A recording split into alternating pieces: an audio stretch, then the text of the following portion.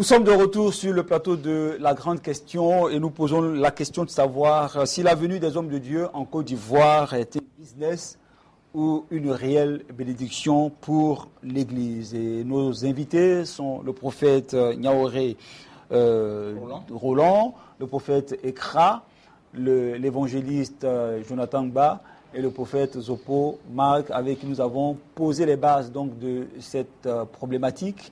Et nous allons mettre maintenant, dans cette seconde partie, les pieds dans les plats. Alors, chers serviteurs de Dieu, c'est vrai que dans la première partie, on a eu quelques points de divergence, mais je pense que nous sommes tous d'accord pour dire qu'il y a certainement des dérives, mais que vous situez certainement au niveau de ceux qui sont invités et non pas au niveau de ceux qui invitent. Je ne suis pas d'accord avec ça. Moi, j'interviens d'abord pour rectifier quelque chose. On n'est pas ici contre les hommes de Dieu. On est ici pour dire les choses correctement, conformément à ce que le Seigneur veut. Je ne suis pas ici venu défendre une ligne quelconque. Mais nous sommes ici pour faire éclater la vérité. Alors, qu'est-ce que vous pensez? Est-ce que la venue des hommes de Dieu en Côte d'Ivoire... Le problème des hommes de Dieu qui viennent, souvent n'est pas trop un problème. Parce que ces hommes de Dieu ont une grande renommée et ce sont véritablement souvent certains qui sont des véritables hommes de Dieu. Donc, ce n'est pas ça qui est le problème. Il y a d'autres qui sont faux, il y a d'autres qui sont vrais. On a besoin des ministères des uns des autres. La nation a besoin des ministères extérieurs qui viennent apporter pour provoquer un boom, un impact. Mais est-ce qu'il y a un réel impact? Pourquoi il n'y a pas un réel impact? Parce que les gens qui les invitent souvent ne connaissent pas les besoins de l'Église même. Non, ils les invitent pour leur business. C'est pour cela qu'il faut autour de ça un business. Ils font venir ces hommes de Dieu et ils organisent, et souvent même pendant ces conférences qui sont organisées, où souvent on demande des participations et que les gens s'acquittent, et pendant la tenue de ces conférences, mais il y a des offrandes en un point fini à chaque moment, et finalement l'arbre est secoué, tous les fruits tombent, et même les bourgeons sont secoués, ils tombent, et même l'arbre même on l'abat, et on vend le bois. C'est vraiment quelque chose, c'est un dépouillement. Et cela se passe au super d'accord avec cette pensée. Déjà, le fait que fidèle fasse des offrandes, la multiplicité des offrandes n'est pas un problème en soi. Je ne suis pas d'accord avec le prophète Ekra quand tu dis que le problème ne vient pas de l'extérieur, mais le problème est interne. Je ne suis pas d'accord. Parce qu'un homme de Dieu qui est en Côte d'Ivoire, qui a l'objectif d'organiser un programme en Côte d'Ivoire, moi je ne connais pas d'un de ces hommes de Dieu qui a fait venir ces hommes de Dieu, ces nombreux hommes de Dieu de qui on parle, qui a eu en lui-même l'objectif de pouvoir faire un business. Mais je pense que c'est la crédibilité de ceux qui sont invités. C'est parce que nous n'avons pas la maîtrise totale des hommes de Dieu extérieurs que nous invitons. Nous connaissons quand même, nous connaissons l'éducation de l'homme de Dieu ivoirien. Nous avons suivi l'histoire de l'Église en Côte d'Ivoire. Il y a des pratiques qui aujourd'hui se font dans l'Église que l'homme de Dieu ivoirien ne connaît pas. Je veux dire que ces choses ont été exportées, c'est-à-dire importées de l'extérieur. Pas des hommes de Dieu, c'est souvent nigériens, pas des hommes de Dieu ghanéens. Certaines pratiques fausses sont entrées dans l'Église dans le but de pouvoir déplier. Alors, je ne pense pas que ce soit un désir. Non, je ne pense pas que ce soit un désir. Laisse-moi terminer. Je ne pense pas que ce soit un désir. Je ne veux pas. C'est pas facile d'accuser l'extérieur. Mais quand toi, ceux qui organisent des repas, des dîners d'affaires, c'est qui? Mais inviter un dîner d'affaires, quoi de plus normal? Il n'y a pas que dans l'église seulement qu'on organise des dîners d'affaires. D'accuser l'extérieur. Il n'y a pas que dans l'église seulement qu'on organise des dîners d'affaires. Même dans le monde, on organise des dîners d'affaires. Donc il n'y a rien de nouveau. Parlons des pratiques. Quelles sont les pratiques de business? Qu'est-ce que vous appelez pratiques de business? Parlons de ça. Merci. C'est bon. Prophète Niaoré, vous voulez dire quelque chose? Oui, on recentre avec vous. Parce que, quelles sont les motivations de ceux qui invitent ces hommes de Dieu? C'est la première question qu'on doit se poser. La venue de ces hommes de Dieu a-t-elle un impact sur la nation? Et puis, pourquoi l'impact, pourquoi on ne sent pas cet impact? Quelles sont les motivations d'après vous de ceux qui invitent? Je me dis que quelqu'un qui invite un homme de Dieu, au niveau de la Côte d'Ivoire, lui-même doit d'abord avoir un bon témoignage. Le témoignage est important. Maintenant, en faisant venir faire l'homme de Dieu, quand on fait venir l'homme de Dieu de l'extérieur, on l'invite. Quand il vient, par exemple, les dîners d'affaires qui sont organisés, ce n'est pas l'homme de Dieu qui vient de l'extérieur qui les organise. C'est pas l'homme d'affaires. Laissez-moi finir. Non, je pense que on laisse terminer. Laissez-moi on laisse terminer. On laisse terminer, s'il vous plaît. Je ne suis pas en train de dire qu'un dîner d'hommes d'affaires est mauvais. Voilà. Mais il y a une organisation pratique. Vous m'invitez chez vous. Vous me dites que voilà comment le programme va se passer. Vous m'avez invité, moi je n'ai pas à vous dire que non, le programme ne va pas se passer comme ça. Non. Donc, c'est vous qui m'invitez. Donc, vous allez me dire que c'est l'homme qui fixe comment les choses doivent se passer. Et vous êtes là, vous assistez et vous soumettez à tout ce qui dit, même si c'est pas vrai. C'est moi qui pose des questions. Le problème, c'est moi qui pose des questions. Je crois que c'est moi qui pose. On vous a compris. Évangéliste, s'il vous plaît. On ne va pas parler de business. S'il vous plaît. Évangéliste, s'il vous plaît. Prophète Zopo, tu as une croisade, tu as un dîner ou tu as une réception. Ça, c'est pas business. Évangéliste, Jonathan, s'il vous plaît. En interne, dans mon église, j'organise souvent des dîners.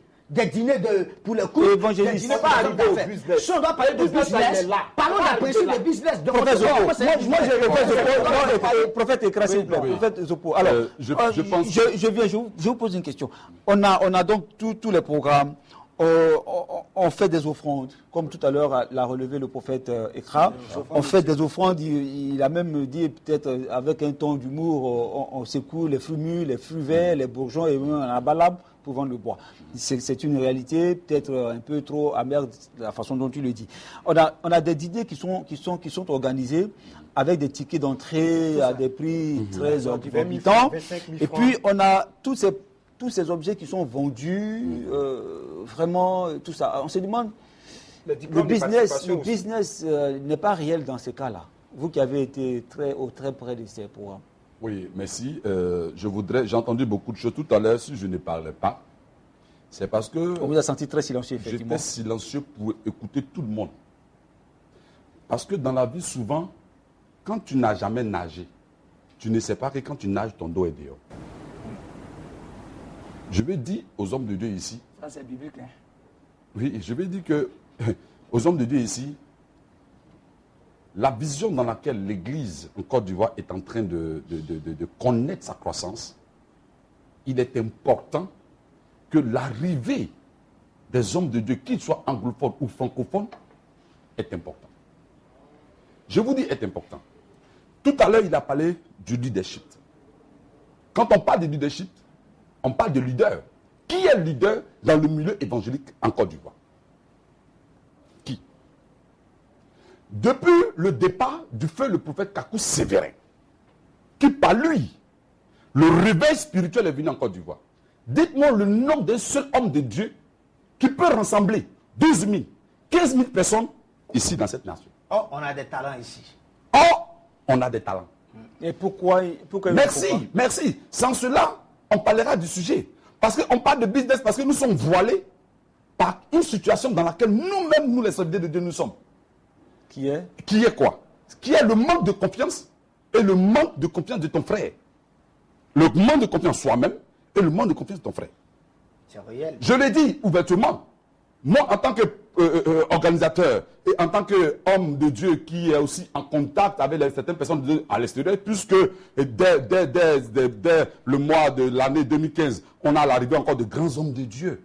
Je voudrais être clair sur ce plateau pour dire à Pasteur Ekra et que au prophète Ekra, s'il vous plaît, merci mon frère, au prophète Ekra que d'abord, la motivation, c'est de permettre aux hommes de Dieu qui viennent, qui ayant un grand témoignage dans leur nation, qui ayant, à partir de leur ministère, ils ont des hôpitaux, ils ont des banques, ils ont des écoles, ils ont des grands, ils sont des grands hommes d'affaires qui permettent au monde de se communiquer. Est-ce que vous les pratiquez, vous connaissez leur... Merci. C'est pour cette raison,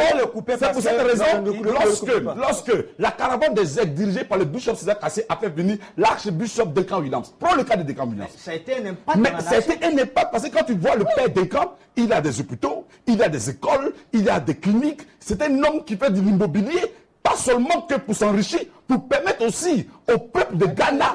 Non, j'arrive. Maintenant, quand il vient, par exemple, j'arrive. Quand il vient, par exemple, en Côte d'Ivoire et qu'il fait un déjeuner d'homme d'affaires, il met sur la table sa vision, sa motivation, qui impacte déjà l'homme d'affaires qui est là pour dire que quand tu es homme d'affaires, ce n'est pas d'avoir des milliards dans ton compte. Mais l'argent que tu as doit servir à l'œuvre de Dieu. Alors, mais je le dirai. Le problème, je vais répondre à ce qu'il dit. Où se situe le problème alors? Où se situe le problème réellement?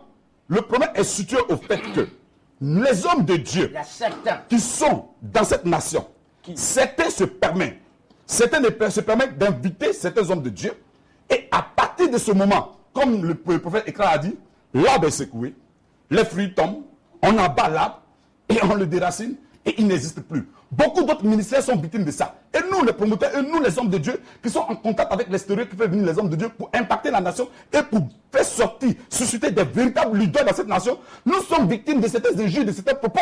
Pourquoi? Parce que ces personnes-là ne viennent pas prendre l'enseignement, ne viennent pas au contact de l'arbre pour qu'ils puissent recevoir ce qu'on appelle la direction divine, pour pouvoir faire tel que nous le faisons aussi. Prenez par exemple le programme organisé par le bishop César Cassier par rapport au caravane des aigles. Lorsque nous avons reçu le prophète Major,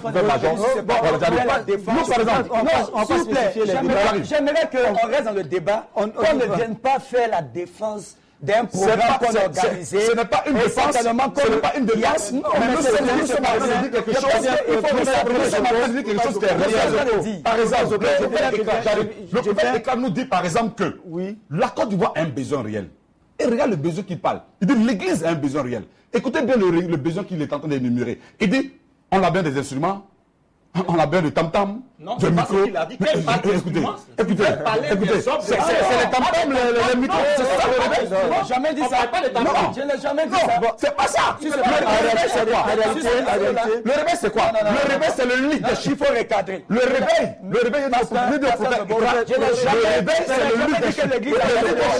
il faudrait que nos pasteurs, les hommes de Dieu, soient formés, éduqués, bien en fait, par des anciens, des leaders. Maintenant, ceux qui viennent, qu'ils sachent que l'offrande qui monopolise la parole. Parce que, professeur Zopo, là, tout le monde, vous avez été question.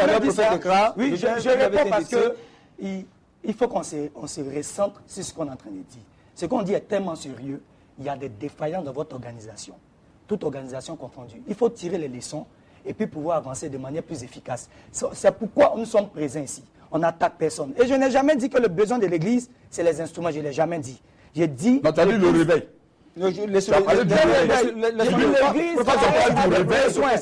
réveil, il faut parler de besoin. S'il vous plaît, merci. Le besoin de l'Église est réel. On a un besoin de leadership et au niveau des ministères, il y a un réel problème. Au niveau aussi du message qui est prêché dans l'Église, c'est un véritable problème. Chacun dans son Église fait son show. Et on sort du cadre de la pensée de Dieu. On a un problème de mission. Maintenant, la vérité de Dieu. Concernant les dîners qui sont organisés, j'ai comme l'impression que c'est une réunion de sorciers. Pourquoi? Parce qu'on dit, il y a un dîner, et pour participer à ce dîner-là, il faut donner une somme, souvent où tout le monde ne peut pas avoir les moyens de... 25 000, 50 000. Souvent, oui, mais 25 000, 50 000, c'est facile pour toi. Mais il y a certaines femmes qui vendent de la loco, qui vendent de l'arachide, ils sont chrétiens. Mais écoutez-moi, s'il vous plaît.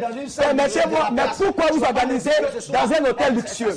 Pourquoi vous organisez le dîner dans un hôtel luxueux? Mais ce n'est pas... Pourvu qu'il y ait un impact dans la vie de la nation. On veut que l'Église prospère, on veut que les chrétiens prospèrent. Pourquoi ne pas organiser une rencontre dans une église où tout le monde peut venir participer? On fait partie d'un certain groupe de personnes. Et souvent même on dit que les places sont limitées. C'est-à-dire qu'on n'a pas besoin de beaucoup de personnes. C'est pour ça que je parle de réunions de sorciers. Et à ces rencontres-là, qu'est-ce qui se passe là-bas? Pourquoi il y a certaines personnes qui sont favorisées, qui doivent prospérer, pendant que la majorité de l'église est dans la pauvreté? Ces personnes-là, l'église n'a-t-elle pas besoin de ces grâces-là pour avancer? Ça, c'est un autre problème. Et souvent, on va plus loin. Oui, de connexion avec le ministère, souvent de ces hommes de Dieu. Ces choses, on a entendu. On utilise des expressions anglaises et français. Prophète Niaouré. Parce que quand on parle tout en dîner gala, et il a dit que même le monde l'organise. Mais on ne peut pas copier le modèle du monde. La Bible dit en Actes des Apôtres que l'Église... Qui a dit le dîner? Même le monde organise. Je dis un dîner gala. c'est quelque chose qui est organisé. Ok, on laisse terminer. Maintenant, un dîner gala, comme le pasteur... n'est pas une partie du monde. On n'est pas venu pour débat de dîner gala. Voilà, laissez-le terminer, on va comprendre sa pensée. Tu es en train de me faire dire que... Évangéliste Ba, laissez-le terminer, on va comprendre sa pensée. Non, faut qu'on y va, prophète Niaouré. Prophète Niaouré. Par exemple, les dîners gala dont on parle, c'est circonscrit à une certaine catégorie de personnes. L'église, quand on parle de l'église primitive, on dit qu'ils étaient tous en un même lieu et ils partageaient. Mais pourquoi on ne peut pas organiser ce dîner quand on l'organise? Pourquoi ne pas inviter toute l'église? Et on organise... Laissez-moi parler d'abord. On parle d'une certaine catégorie de personnes. Mais cette même catégorie de personnes, c'est le même système que le monde a. Aujourd'hui, les riches sont toujours les plus riches. On ne cherche pas à changer la condition de ceux qui sont dans la basse classe. Parce qu'on dit un dîner d'hommes d'affaires. Mais ceux qui n'ont rien, ne veulent-ils pas faire des affaires? C'est cette question qu'il faut se poser. C'est la question que vous pouvez.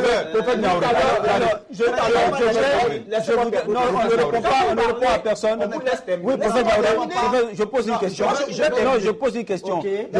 Je pose une question, s'il vous plaît. Alors, on entend dire, ça, ce sont je veux dire, on entend ça, que la plupart des hommes de Dieu qui viennent ici après les programmes, ils repartent avec les poches énormément et, j'allais dire, tellement pleines qu'on se demande, on se pose la question de savoir, on avait autant d'argent en Côte d'Ivoire, pourquoi ne pas faire des choses extraordinaires dans ce pays? Je vais laisser commencer par Niaouré, prophète Niaouré. C'est vrai, les hommes de Dieu, quand ils viennent, ils partent avec de l'argent. C'est tout à fait normal qu'un homme de Dieu soit béni quand il vient à un programme. Je suis d'accord avec. Donc il faut secouer l'arbre. Non, il faut pas secouer l'arbre. Il ne faudrait pas qu'on utilise des moyens tordus pour pouvoir bénir l'homme de Dieu. Parce qu'il y a des programmes qui ont été organisés. Moi, j'ai eu quelqu'un qui avait me dit non. On me dit si je paye ce diplôme de participation, ça peut m'ouvrir des portes de d'autres nations. Je peux me présenter, même en allant dans d'autres salons, je peux présenter ce diplôme de participation. Mais écoutez. Donc toi, tu voulais avoir un diplôme de participation gratuitement. Moi, je ne veux pas avoir un diplôme de participation gratuitement. Parce que c'est toi qui on ne peut pas le faire. Non, je n'ai pas besoin de payer l'imprimeur. Mais un diplôme, un programme que vous organisez pour 3 jours, des femmes viennent pour participer, des hommes viennent pour participer. Il y a un diplôme de participation, 12 000 francs. Et ce diplôme vous donne droit, quand vous allez aller dans d'autres nations, quand vous allez le présenter. Moi, je pense que c'est ce qu'on appelle le business. C'est le business. Je ne vais pas vous donner la parole. Il y a une véritable question. Laissons les instituts délivrer des diplômes. Prophète Niaouré, on vous a compris. Laissons les instituts. Prophète Zoupo. Non, c'est que moi je me dis, si tu me permets en 1 minute. S'il vous plaît. Si tu me permets en 1 minute. Respirez un peu. Prophète Zoupo. Voilà un cas qui est posé. Oui. Des diplômes qui sont délivrés. Et puis, à la fin, c'est comme si on vous prend au pif, comme ça, il faut sortir 12 000 francs pour avoir droit à ce diplôme. Je dis souvent que extraordinaire, insoupçonné. Quand on n'est pas informé, on déforme. C'est clair. Il faut dire que le prophète Niaouré, il est en train de parler. Nous faisons venir des hommes de Dieu d'un rang. Dans la classe lévitique, il y a des élus. Il y a des appelés. Il y a des ministres. Il y a des rois. Un homme de Dieu va de la carrure d'être un député à être un ministre et à être un président de la République. Quand tu prends par exemple un exemple simple, prends le cas de Tibidjet. Si toi, prophète Niaouré, regarde-moi droit dans les yeux. Je te regarde droit, c'est pourquoi je te regarde droit dans les yeux. Prophète Niaouré, oui? Si Tibidjet te dit il vient en Côte d'Ivoire, Tibidjet est un monument aux États-Unis. Il est déjà même un patrimoine pris en compte par l'État américain. Parce qu'à lui seul, il fait rentrer des milliards et des milliards par une croisade, par des conventions. Ça remporte les moyens à l'État américain. Si lui, il dit, prophète Niaouré, je viens en Côte d'Ivoire par ton canal. Tu vas le recevoir à Gobelé. Tu vas le recevoir. Tu vas loger à Gobelé. J'arrive. On ne parle pas de loger. J'arrive. Moi, je sais que moi, je ne vais pas. Moi, je ne loger. Non, parce que laissez-moi parler. Il a posé une question. Il a posé une question. Il a posé une question. Il va répondre. Moi, je vais répondre. Non, on n'a pas compris la question. Prophète Ekra, j'ai pris une note ici pour toi, je vais te poser. Vous avez posé la question, je vais le laisser. Tu le reçois où? Vous répondez. Quand j'invite l'homme de Dieu à non, quand tu ne peux pas l'inviter. Prophète Niaouré, je ne peux pas l'inviter. Ceux qui l'invitent, bon, allez-y, invitez-le. Mais vous le recevez où? Quand j'invite un homme de Dieu, c'est que j'ai les moyens non, j'ai dit nécessaires. Non, c'est ce que je suis en train de dire. Tibigate, moi je l'invite si je dois l'inviter en Côte d'Ivoire. Mais moi je n'ai pas encore de programme pour l'inviter en Côte d'Ivoire. Il vient en Côte d'Ivoire pour quelle raison? Non, je viens d'abord. C'est quand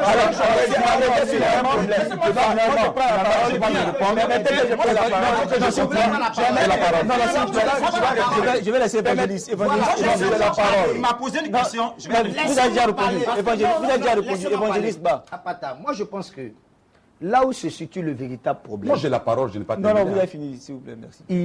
On ne va pas dire que tous les hommes de Dieu qui viennent en Côte d'Ivoire viennent dans le but de faire un business. Il y a certains, quand tu viens, ils ont vraiment un impact sur l'église en Côte d'Ivoire. Et ceux qui les font venir. C'est pas ce qu'on est en train de dire. Et c'est pas tous ceux. Non, je viens. C'est pas tous ceux. C'est pour ça que le révérend Zopo a dit il faut catégoriser les hommes de Dieu, la classe des hommes de Dieu qui viennent. Il n'y a pas que ceux dont on fait la publicité qu'il faut voir. Mais il y a certains qui sont invités dans des quartiers, dans des bas quartiers, dont les publicités ne passent pas sur les antennes forcément.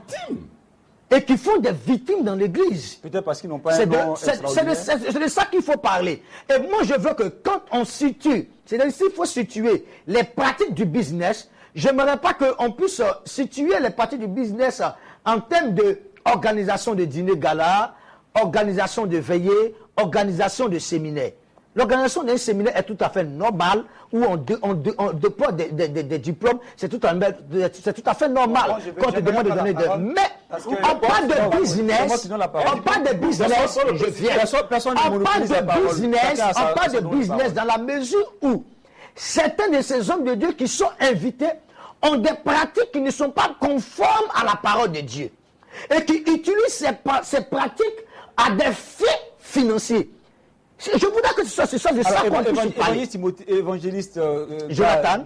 Bon. Alors, ces hommes de Dieu qui ont ces pratiques-là, c'est ceux qui les font venir, qui cautionnent cela. D'autant plus qu'en faisant venir un homme de Dieu, on suppose que vous le connaissez avant de venir. Non, pas forcément. Pas forcément, parce que vous pouvez recevoir un invité. La parole de Dieu nous dit, allez par tout le monde. On n'est pas contre les missionnaires, c'est-à-dire nos frères missionnaires qui viennent de l'étranger. On a entendu leur témoignage, on entend qu'ils servent le Seigneur, ils ont une église. On ne peut pas les connaître à fond, seul le Saint-Esprit sont des cœurs, les reins. Mais on a une petite idée de leur personnalité et de leur témoignage. On décide donc de les faire venir. Pour nous, dans l'objectif de pouvoir participer à l'édification de l'église, à l'évolution de l'église, au réveil de l'église. Mais hélas, on constate que au cours de l'exercice des ministères de certaines de ces personnes, je ne dis pas eux tous, parce qu'il y a certains qui ont quand même apporté un impact. On a vu la venue ici de Taylor Osborne, on a vu la venue de beaucoup d'hommes de Dieu, mais il y a certains parmi eux, ayant des pratiques malsaines, profitent même au-delà même de ce qui a arrêté l'homme de Dieu qui l'a invité. Nous, on a vu un homme de Dieu, un programme dont je fais taire, où l'homme de Dieu qui a fait venir était quand même malheureux parce que celui qui avait été invité est venu avec toute son équipe. Je te dis, une batterie d'équipes. Et ils étaient là spécialement que pour contrôler les offrandes. Compter l'offrande avec l'homme de Dieu. L'homme de Dieu qui les avait invités, qui était frère à moi, ne ferait que pleurer. À qui la faute? On ne mettra pas la faute sur celui qui l'a invité. On va terminer. Moi, je vais on va terminer. Nous sommes à la fin. Nous sommes à la fin. Dans ce propos, tout à fait. Chacun aura son droit de parole. Tout à fait. Parce que quand tu as le témoignage, et puis tu fais venir la personne, et la personne fait des bêtises, ça veut dire que tu n'as pas son témoignage. Si je vais inviter le prophète Zopo dans mon église, je sais que le prophète Zopo est avec. J'appelle par exemple quelqu'un, je demande, est-ce que tu as le témoignage du frère? Il me dit, le frère, c'est quelqu'un qui a un très bon témoignage et tout ça. Il y a des personnes ressources quand même. Mais quand tu fais venir quelqu'un, si vous on a vu dans des églises, des gens, excusez-moi, on a vu des gens dans des églises où les orateurs étaient en train de dire des choses qui étaient contraires. On leur a arraché simplement le micro et on a rectifié ce qui s'était passé. Ok, alors, on va terminer. Chacun va dire sa dernière parole. Merci. Merci beaucoup, prophète Zopo. Non, s'il vous plaît, prophète Ekra. chacun aura donc son droit de parole pour la conclusion. Nous sommes presque à la fin de cette émission, malheureusement. Je vous l'ai dit, la grande question n'a pas prétention à régler au cours d'une heure de plateau toutes les questions qui sont soulevées. Le débat, il continue chez vous, il se fait dans les cercles concentriques et tout cela. Donc, à vous de continuer le débat chez vous. Je vais terminer avec vous, chers invités. Chacun aura droit à une parole pour faire sa conclusion. Sa conclusion peut être la réponse à quelqu'un ou peut être sa pensée définitive. Alors, nous allons commencer comme nous allons terminer comme nous avons commencé. Nous commençons avec vous, prophète Niaouré. Ok. Mon mot de fin, c'est que quand on fait venir un homme de Dieu, on doit pouvoir connaître son témoignage. Cet homme de Dieu, quand il est arrivé, quel est l'impact qu'il a eu sur la nation? Sur cet homme de Dieu, peut-être que lui, il a produit l'impact, mais ceux qui sont venus à leur niveau, qui doivent faire répercuter l'impact que cet homme ils ont reçu de cet homme de Dieu, ne l'ont pas fait, on ne verra pas bien évidemment l'impact dans la nation. Et puis, si on a organisé un séminaire, comme on vient de le dire tout à l'heure, mais j'ai 100 personnes, il y a 100 personnes qui ont participé au séminaire, et j'ai fait venir un homme de Dieu. Maintenant, je dois voir, après le départ de cet homme de Dieu, je peux quand même aller visiter ces églises, ces pasteurs qui ont participé pour voir ce qu'ils ont reçu, est-ce que cela est mis en pratique? Et ça, ce n'est pas fait. Et ça, ce n'est pas fait. Et on va de séminaire en séminaire. C'est les mêmes qui sont toujours en train de faire des séminaires. Et puis, je ne deviens pas le contrôleur. On ne va pas répondre. Mais ça se sent. Tel a participé l'année passée au programme que nous avons organisé. On avait... Merci. On va terminer, il fait sa conclusion. Alors, prophète Niaouré, vous allez rapidement à votre conclusion et nous allons donner la parole. Donc, c'est pour dire que les hommes de Dieu ont participé à un séminaire l'année passée. Ils étaient au moins à un nombre... L'église était à une croissance de 20 personnes. Mais on voit qu'après la participation à ce séminaire ou bien à ces programmes qui ont été organisés, on voit que l'église est en train de croître. Ils gagnent des âmes dans le quartier. On dit, ah, vraiment, le séminaire a eu un impact. Mais si ce n'est pas le cas, c'est que qu'on laisse les hommes de Dieu là-bas et on se concentre sur nous-mêmes pour pouvoir changer. Merci beaucoup, prophète. Le prophète Ekram. Merci déjà pour l'invitation. Ce que j'aimerais dire, c'est que les personnes qui invitent ces hommes de Dieu doivent se revoir. On n'invite pas un homme de Dieu à cause de sa notoriété, à cause de ce qu'il possède. Donc, comme il vient, il faut se dépouiller, il faut se casser la tête pour le mettre dans le confort le plus luxueux. Jésus, je vous le rappelle, que Jésus est né là où vous savez qu'il est né. Et ça n'a pas diminué la grâce de Dieu qu'il a manifestée. Donc, on reçoit un homme de Dieu et on le fait avec les moyens qu'on a. Il faut vous asseoir, calculer le budget. Et lorsque vous donnez un montant de participation, tenez-vous à ça. N'allez pas dépouiller les pauvres personnes qui viennent. D'autres même vont même jusqu'à lancer des appels de 500 $, de 500 $.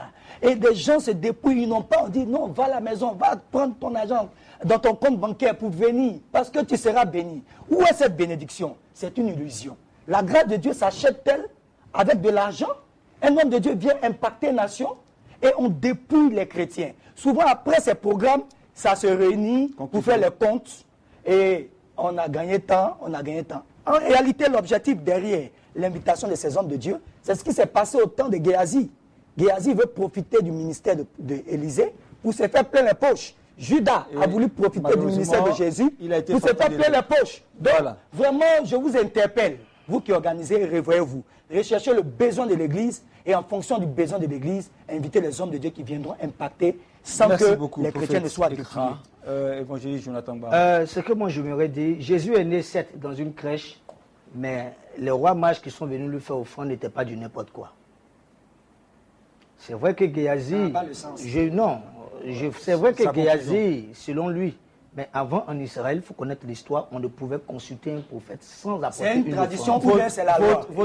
Votre conclusion. Donc, ce que je puis dire, moi ce que je veux que les téléspectateurs, s'il vous plaît, les téléspectateurs retiennent, c'est qu'en Côte d'Ivoire, nous avons ici des potentiels. Nous avons des hommes de Dieu ivoiriens qui exercent dans le domaine de miracles, dans le domaine de délivrance. Il faut lancer cet appel à ces hommes de Dieu-là de prendre confiance en eux-mêmes. C'est vrai qu'en sortie de crise en Côte d'Ivoire, l'Église avait connu cette léthargie. Ceux même qui parlent aujourd'hui n'avaient même pas confiance de pouvoir sortir. Quand on parlait de 2010, il a fallu pour nous qu'on fasse appel à certains missionnaires qui sont venus et nous voyons qu'aujourd'hui l'Église prend confiance en elle-même. Seulement ce que nous décrivons, c'est qu'il y a certaines introductions, certaines pratiques qui ne sont pas forcément des pratiques bibliques, qui ont tendance à compromettre l'évangile. Ça, il faut faire beaucoup attention. Mais je pense que le but de cette émission doit amener chaque homme de Dieu ivoirien à croire en son ministère. En quoi que Dieu l'a appelé, et que de même que nous pouvons faire venir un illustre serviteur à l'étranger, de même que nous aussi nous pouvons organiser des programmes, et ces programmes peuvent être bénéfices au peuple de Dieu. Et nous voulons aussi, je terminerai pour dire au peuple de Dieu, de ne jamais croire que le fait d'avoir fait une offrande à un homme de Dieu a été pour eux une malédiction. Jamais. Car il n'y a jamais de bien qu'on fasse à un homme de Dieu qui reste sans récompense. Continuez à soutenir l'Église. Continuez à soutenir ceux qui font des programmes dans la nation et je crois que l'Éternel vous bénira parce que organiser un programme, je ne pense pas forcément que ce soit dans le but de pouvoir dépouiller un enfant de Dieu, mais c'est pour apporter forcément le réveil. Mais Merci. Ceux qui viennent aussi, nous devons prendre beaucoup de dispositions pour que des dérapages ne se fassent pas. Que Dieu vous bénisse. Merci beaucoup, évangéliste, professeur Zopo. Nous terminons avec vous. Merci. Bon, je suis resté silencieux vraiment un bon moment pour observer un peu... Votre conclusion, donc vous n'allez pas répondre à quelqu'un. Si ma conclusion, je vais répondre pour dire que, effectivement, si le prophète, l'homme de Dieu, Tibi Jet, signe un document, un papier, pour donner au prophète Niaouré, et que le prophète Niaouré, par ce diplôme pastoral, va à l'ambassade des États-Unis, il aura son visa. C'est un mot. Et je dirais aussi que la veuve de Sarepta, qui avait un peu d'huile, qui avait un peu d'huile, un peu de farine. Et l'homme de Dieu lui disait, donne-moi quelque chose à manger. Elle dit, je n'avais plus rien. En son temps, l'huile, la farine avait de la valeur. Et cette femme a donné. La Bible dit, quand elle a donné, un miracle s'est produit dans sa maison. Pour dire quoi? Qu'on peut tout donner à un homme de Dieu si seulement qu'on croit. Si seulement qu'on croit. Mais nous, aujourd'hui, en tant qu'organisateurs, en tant que des hommes de Dieu, nous faisons venir des grands hommes de Dieu de l'extérieur. C'est pour apporter le réveil, s'il te plaît, pasteur Ekra, prophète Ekra. C'est pour apporter le réveil. Le réveil dans la discipline, le réveil dans l'éducation spirituelle, afin que les bergers puissent conduire les brebis qu'ils ont dans les différentes communautés dans de verts pâturages. Et je voudrais dire pour terminer ici que il est important de signaler, il y a déjà une commission qui est mise en place. La commission est là et tous les pasteurs sont faits recenser. Et là, je me pose la question, si aussi nous sommes ici, tout le monde a sa carte pastorale. Moi, je m'accorde. Donc, on dit qu'il y a des serviteurs de Dieu, il y a des serviteurs de Dieu, il y a des serviteurs de Dieu qui font du désordre dans cette nation. Il faut tout de suite saisir la commission. Nous allons mettre certaines choses en place. Mais je crois, faire confiance aux hommes de Dieu que nous invitons et en même temps prendre des dispositions pour ne pas que l'Église ou l'homme de Dieu qui invite puisse apporter vraiment un changement qu'il ne faut pas pour que les brebis puissent s'égarer. Merci beaucoup. Je pense réellement qu'il est important de faire venir les hommes de Dieu. Ça éduque, ça amène la maturité et la grandeur. Merci beaucoup, prophète. Merci beaucoup, prophète Zopo. Merci au prophète Niaouré, prophète Ekra, évangéliste Agba, prophète Zopo. Merci à vous tous de nous d'avoir éclairé les téléspectateurs donc, sur cette question. La venue des hommes de Dieu en Côte d'Ivoire, business ou réelle bénédiction pour l'Église, telle était la question à l'heure du jour aujourd'hui sur ce plateau de la grande question. Merci à vous, comme on l'a dit. Le débat, il continue chez vous. Au revoir et à très bientôt sur la chaîne des Bénis.